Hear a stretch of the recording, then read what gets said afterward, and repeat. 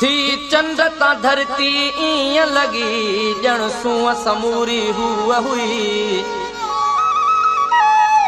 आ दूरी केॾी सूंह लाथी कूड़ख केॾो रूप ॾे। आवे जो हर शे वारी वारी थी हीर लॻण ते धूड़ ॾे।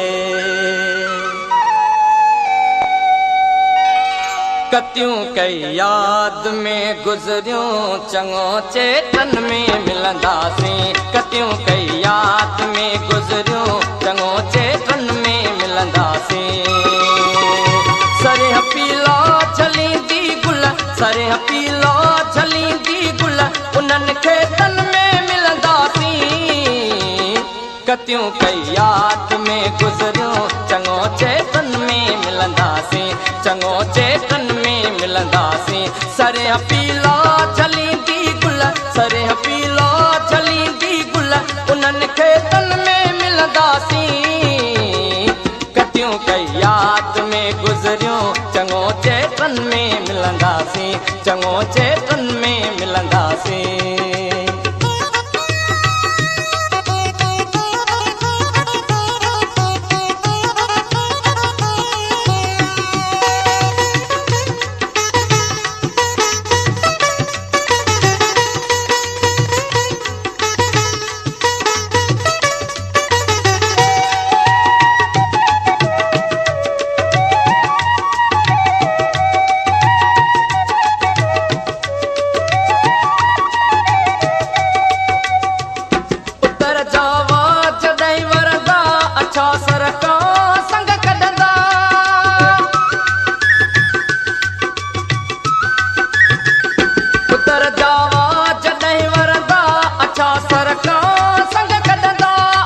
सरकां संग कढंदा इंदियूं तूं जूंज ते कुण के उन्हनि के दिन में मिलंदासीं।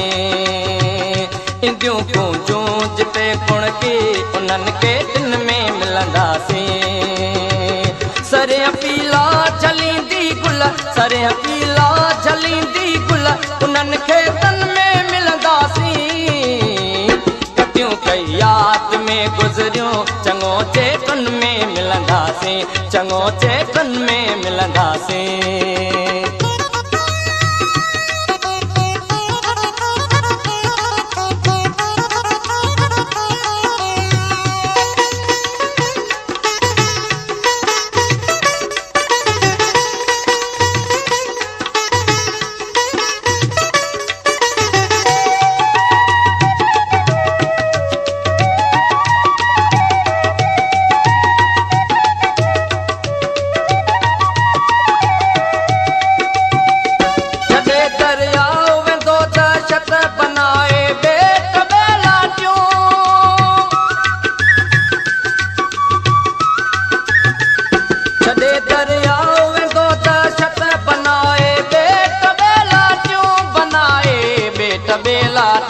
चढ़ी पहनाव नंढड़ीअ ते उन्हनि बेटनि ते मिलंदासीं।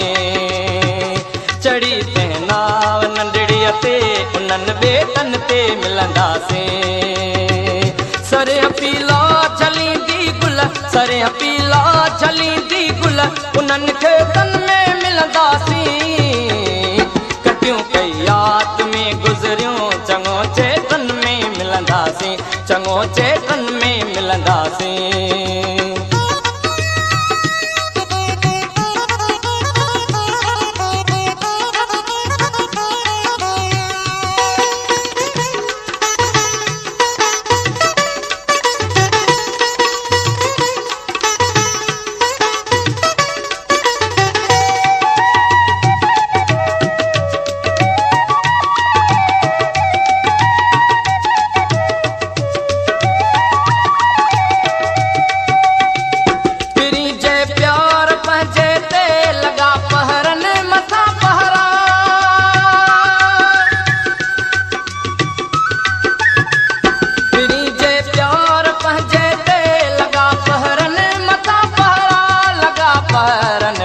पहरा कलक लांगा लंगे मुंशी पया खेतन में खिलंदासीं।